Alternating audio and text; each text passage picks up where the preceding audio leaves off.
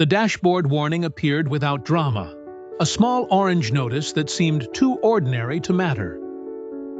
Yet the driver had learned that the quietest alerts often carried the most weight. The code read BMS A066, and the message was plain enough. The maximum battery charge level was reduced.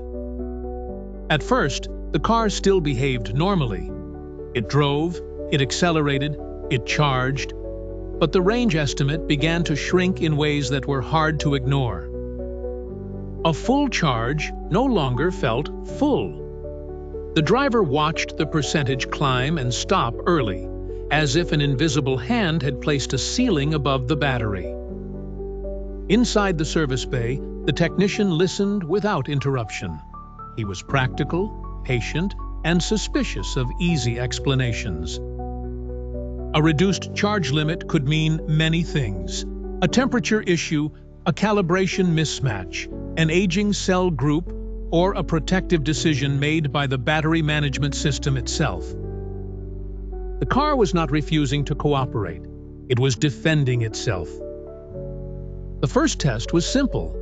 They checked for software updates, then examined the charging history. Rapid charging in cold weather, long periods near full charge, and inconsistent charging sessions formed a pattern that suggested stress rather than failure.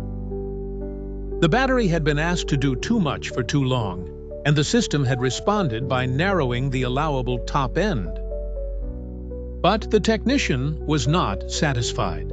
He ran the battery diagnostics again and found that one module reported a stronger imbalance than the others.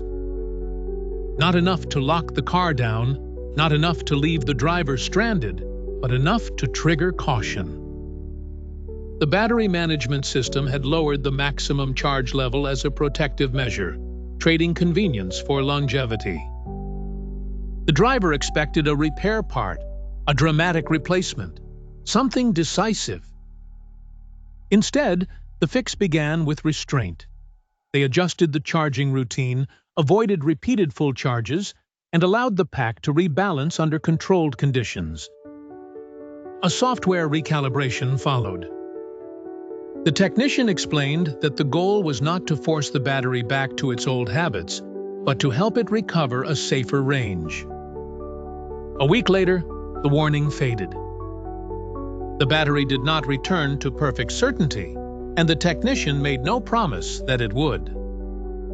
He said the reduced charge ceiling had been a message, not a death sentence.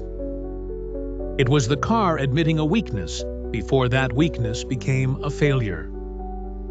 On the drive home, the owner understood the lesson more clearly than before.